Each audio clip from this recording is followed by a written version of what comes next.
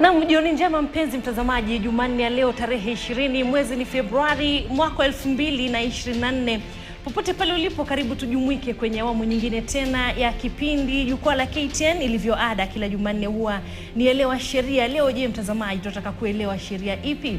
Leo tunataka kuelewa sheria inayozingira ule wadhifa wa uenyekiti wa tume ya Umoja Bara Afrika, ukipenda AUC ama tume ya AUC. Bila shaka kigogo wa Azimio, ukipenda kiongozi wa ODM Raila Odinga, tayari ametangaza nia yake ya kuwania nafasi ile. Lakini je, ni nini kinachomsubiri pale? Mchakato mzima wa uchaguzi, mchakato mzima mtazamaji wa kuwa mtu ambaye anaweza akapata wadhifa ule, pengine itakuwa vipi? Je, atapata, atafanikiwa, ikizingatiwa kwamba yuko peke yake? Haya mtazamaji, tuko na mwalimu wetu ambaye si mwingine bali ni Danstan Omari. Leo bila shaka nikimshikia zamu mwanahabari mwenzangu Zubeida Kanano. Karibu sana wakili. Nishakaribika sana. Okay, wanafunzi wangu hamjambo. Tuko leo na dada mrembo kwenye studio safi katika Elewa Sheria. Bila shaka tunaangazia swala ambalo wengi wanalizungumzia lakini hawalijui. Kwa hivyo leo tumeamua kama runinga peke yake katika taifa la Kenya kueleza watu sheria ipi inayo katika taifa la Kenya. Ukitaka kuuliza kiti chochote kuna sheria ya IEBC. Je, kuna sheria ya IEBC pale katika AUC ama AU? Kuna Chebukati hapa. Je, kuna Chebukati pale? Naam. Tatu, iwapo kuna mzozo wa kuibiwa kura wa kutotosheka, Kenya kuna Supreme Court. Pale kuna koti watakapoenda. Mwisho kuna wizi wa kura pale ama hakuna wizi wa kura. Na mwisho nani? Wewe mwenyewe. Kumbuka ni kazi.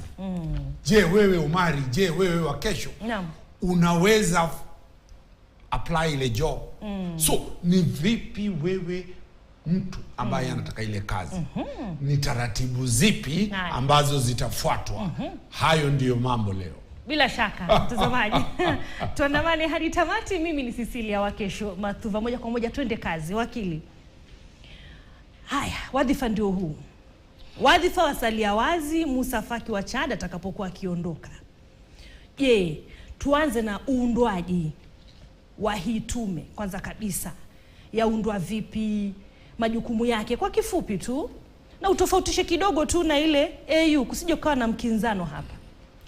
Basi kuna ile ambayo inakaa kule Ethiopia. Makao makuu ya African Union ni Ethiopia. Naam. African Union, ndani ya African Union kuna vipengele viwili. Katika ile vipengele kuna ile inaitwa assembly. Assembly ni kikundi cha marais. Wale marais wao kazi yao ni kutengeneza policy. Wale marais kazi yao ni kumwandika chairman. Wale marais ni kumwandika naibu wa chairman. Kwa hivyo wao ni kama policy parliament ya kutengeneza policy. Chini yake kuna ile inaitwa African ile commission. Tume sasa. Tume ile commission ndio hii rais, ndio hii Raila anajaribu kutafuta. Ile sasa ndio inaitwa the civil service. Ile ndio civil service ya African Union. Kama baraza kuu, wakili. Wao wale sasa ndio implementers wa policies. Marais wakishasema huyu sasa huyu ndio CEO. Naam. Ule ambaye anaitwa chairman. Ule anapoketi pale, yeye ana nguvu kubwa kuangalia mambo yote ambayo yamepitishwa na marais. Naam. Yeye ndiye atatengeneza agenda ambazo zitakwenda kwenye marais waweze kuketi. Wale marais ni jukumu la sheria, lazima kile kikao cha marais wakutane kila mwaka mara moja. Lakini wanaweza kuketi iwapo kuna jambo la dharura. Kwa hivyo, hebu tuangalie majukumu, objectives za African Union ni ipi? Masuala ya security katika bara la Afrika. Masuala ya biashara katika bara la Afrika. Masuala ya uhamiaji wa watu baina ya Mwafrika mmoja na Mwafrika mwingine. 3, ugomvi unaotokana baina ya mataifa ya Kiafrika. Swala la mipaka, hasa lile linaloleta watu wanasema taifa letu lingekuwa liko pale, taifa lile liko pale. Migingo hivi. Kama migingo linachukuliwa pale. Maswala ya kifedha. Sababu kuna zile technical committees tutakazoziangalia, ile AU inaangalia maswala ya kifedha ya Afrika. Ndiposa imetengeneza asasi kama banki 3 za Kiafrika. African Development Bank ni mojawapo ya benki iko pale.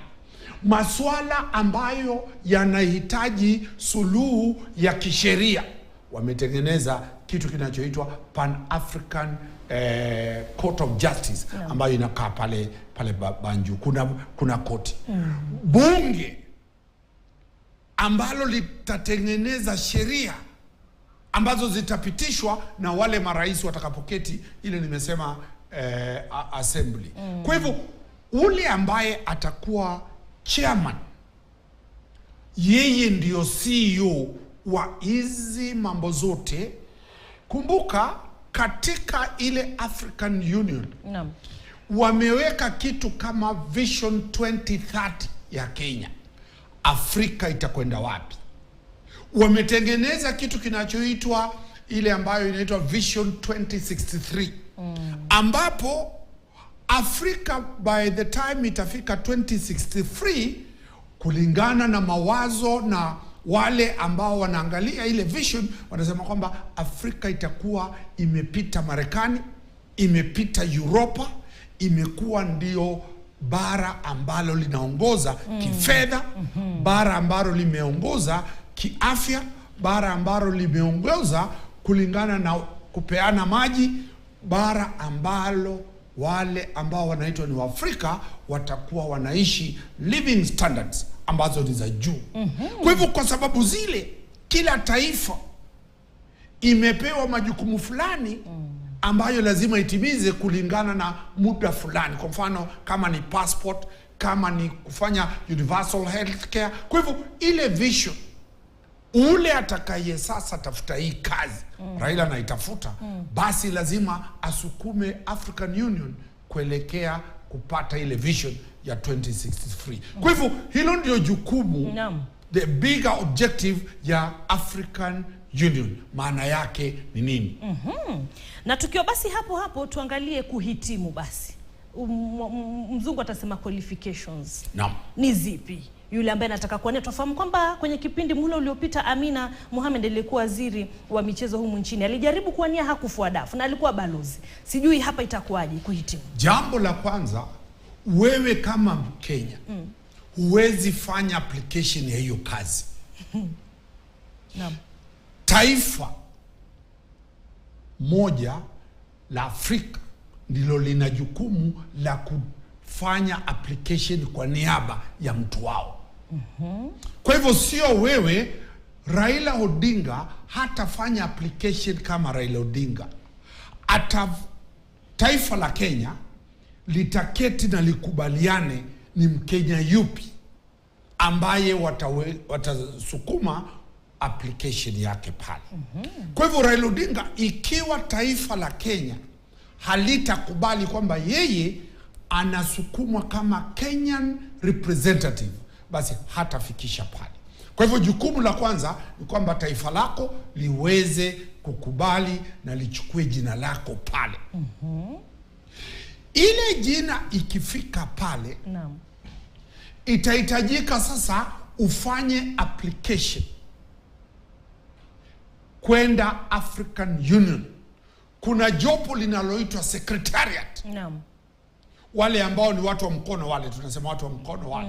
Kuna chairman pale, kuna deputy, kuna hawa watu wa kuandika na kuangalia application, wana receive application yako. Jambo muhimu ambalo liko pale ni CV. Kila yule taifa litasukuma CV yake itaweza kutumwa pale. Taifa kwa maana rais ama nani hivi atafanya hii application? Application ya Raila Odinga inafanywa kwa Kenya. Kenya inapitisha jina lake kwamba sisi tumeleta Raila Odinga, ama tumeleta wakili Danstan Umari, ama sisi tumeleta Wakesho, sababu sisi tuna imani na kina dada na kina mama katika taifa la Kenya. Bila shaka. Basi lile jina likifika pale, basi itasemekana Kenya imeweka mtu mmoja. Tanzania imeweka mtu mmoja. Zambia imeweka mtu mmoja. Naam. Amina aliwekwa na taifa la Kenya kama mgombea wa ile kiti. Amina kisha akapea CV yake. Tuseme ni Raila Odinga, Kenya imekubali kwamba lazima aende pale. Kumbuka hili jina ili kukubalika litakwenda bunge. Bunge itajadili kama ule ambaye taifa linataka kutuma, bunge litamuidhinisha. Tusidanganyane kwamba ni Rais Ruto atatuma jina. Bunge litamuidhinisha. Naam. Likimuidhinisha, basi lile jina litakwenda kwa rais.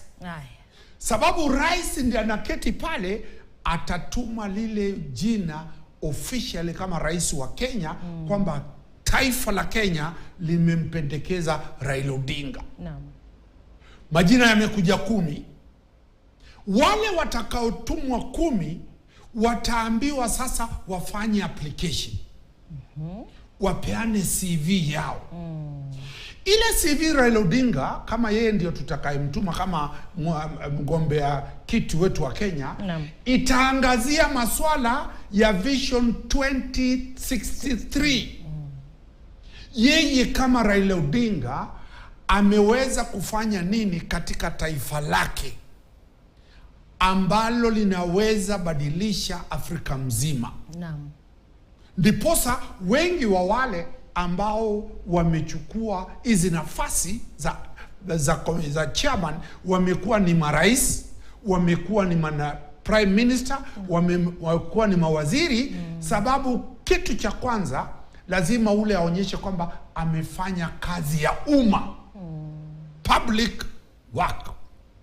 Pili, amefanya katika organization kama UN ambazo zinaangazia maswala ya ulimwengu mzima ama taifa mzima.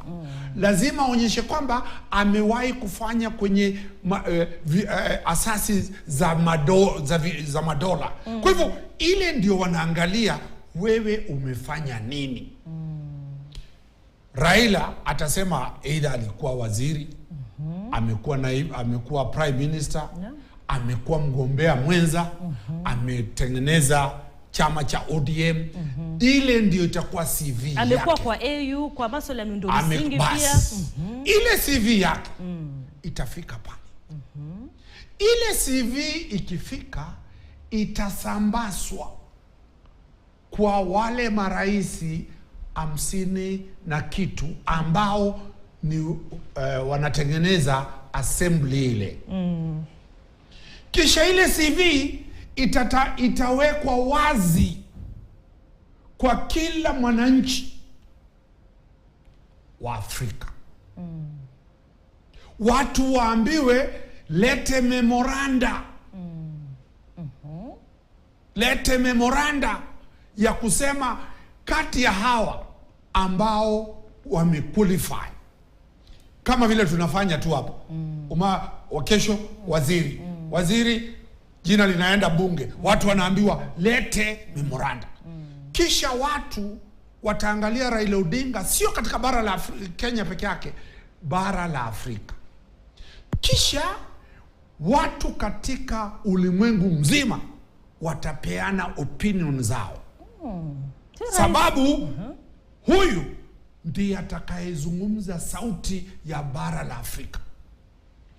Kisha watu watatoa maswali watakayotaka Raila Odinga aulizwe. Naam.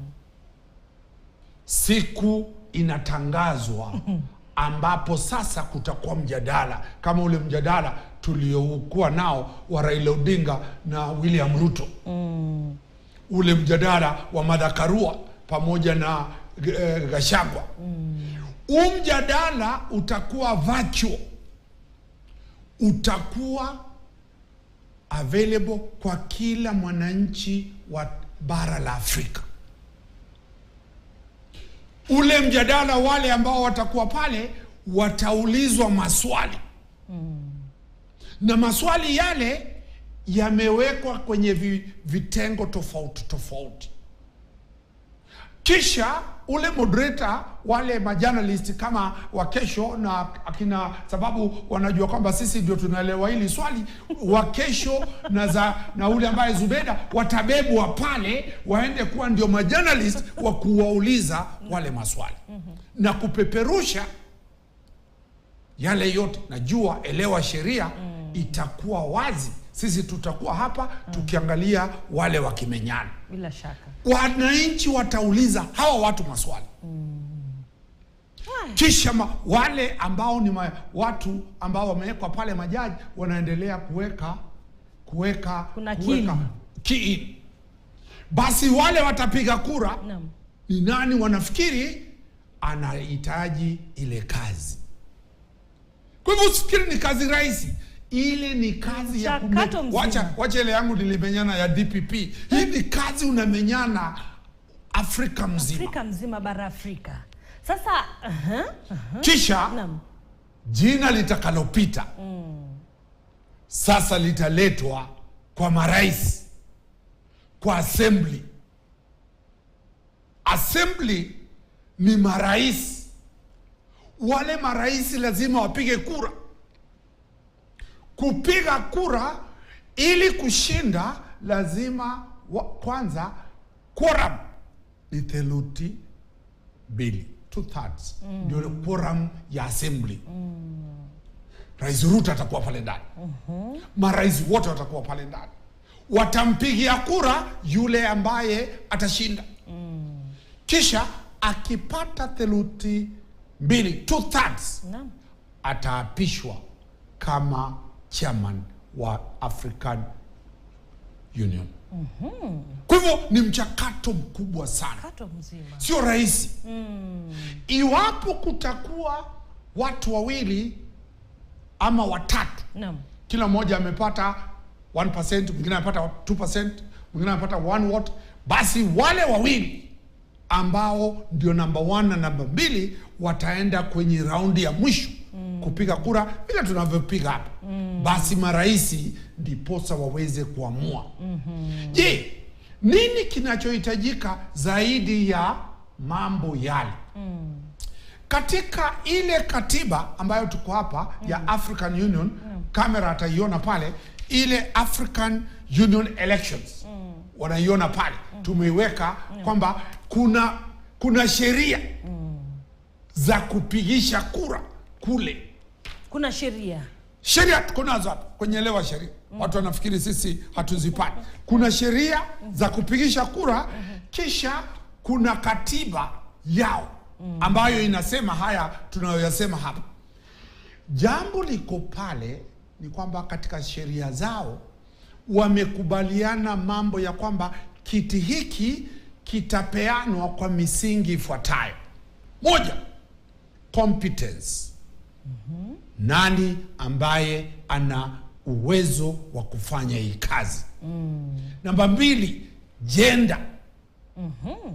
Swala la gender isije kwa kwamba hiki ni kiti cha kina mama ama cha kina baba miaka yote. Lazima kuwe na gender. 3, rotational. Hiki kiti kiwe kinazunguka. Pale kumeundwa ile rotation blocks 4. Kanda 4, naam. Kanda yenyewe kuna kanda ya North Africa. Naam. kuna kanda ya West Africa, kuna kanda ya South Africa, kuna kanda ya East Africa. Kanda zote hizi 4, kanda 3 zimeshikilia ile nafasi. Basi sasa vile inaonekana kanda inayohitajika kutoa ule atakayeng'ang'ania kiti na atakayepata ile kiti ni kanda ya Afrika Mashariki. Ndiposa Raila Odinga inasemekana kwamba yeye ikiwa atasimama ana fursa nzuri kwa sababu yeye ana ile CV ya kuonyesha kazi aliyoifanya. Pili, ana ile tunayoita anatoka anatoka kanda ya East Africa. Jambo la 3, lazima kuwe na lobby. Kitu ambacho muhimu ni lobby. Lobby, Rais William Ruto, vile mlivyoona rais ule mstaafu Uhuru aliweka kina Kalonzo na watu wengine kung'ang'ana kwenda kwa marais katika bara la Afrika. Kwa hivyo ikiwa Raila Odinga atakuwa ndio jina litaenda kama la Mkenya, basi Rais William Ruto kwa fedha za serikali ya taifa la Kenya ataweza kutengeneza campaign team ya kuangalia lobby, kuwashawishi marais waweze kupiga kura kwa Raila Odinga. Atakayepiga kura ni rais wa nchi. Kwa hivyo Raila Odinga lazima aanze kutafuta marafiki zake ambao wale ni marais. Pili, Rais William Ruto lazima ataanza kutafuta uungaji mkono wa Raila Odinga na wale marais. Rais mstaafu Uhuru Kenyatta alikuwemo pale na wengi wa wale marais wako pale. Jambo ambalo watu hawalijui, kuna marais pale wameketi katika pale miaka zaidi ya 40. Kwao pengine katika mataifa yao kura hazipigwi vile tunavyopiga katika taifa la Kenya. Rais Museveni ako pale. Rais Kagame ako pale. Wale akina Bongo, wale wa kutoka kule Afrika Mashariki wako pale. Kwa hivyo Uhuru Kenyatta aliwahi kufanya kazi na hawa na wanaheshimiana. Kwa hivyo lazima Rais Uhuru Kenyatta ama yule candidate ambaye anaitwa Raila Odinga aweze kuongea na Uhuru Kenyatta, aweze kutafuta njia zitakazomfanya. Pili, kuna mataifa ya ng'ambo. Mataifa kama Marekani, mataifa kama Uingereza, mataifa kama France, mataifa kama Japan, mataifa kama China hawapigi kura, lakini wana ushawishi. Wana ushawishi mkubwa ili waweze kuzungumza na marafiki zao ambao ni marais wa bara la Afrika, ili waweze kukubali kumpigia ule ambaye ni Raila Odinga ile kura. Mwisho, kuna vyombo vya habari. Je, Elewa Sheria KTN ina jukumu gani? Jukumu ni kumpigia debe ule ambaye ni Raila Odinga, kwanza kwa sababu ya uzalendo, patriotism, kwamba huyu ni Mkenya wa taifa hili. Pili, kuhamasisha Wakenya na ulimwengu mzima kwamba iwapo Raila Odinga tutamtuma jina lake tutalituma pale, tuna jukumu la kupiga debe kama Mkenya na kuacha kuangalia Raila Odinga kama ni mwanasiasa wa upande mmoja. Sababu hapa atakapokwenda pale kuna vikwazo. Raila Odinga iwapo atapata ile kazi, kuna vikwazo. Vikwazo ni hivi, atapewa ile kazi kwa miaka 4. Nataka tushikilie hapo kidogo wakili.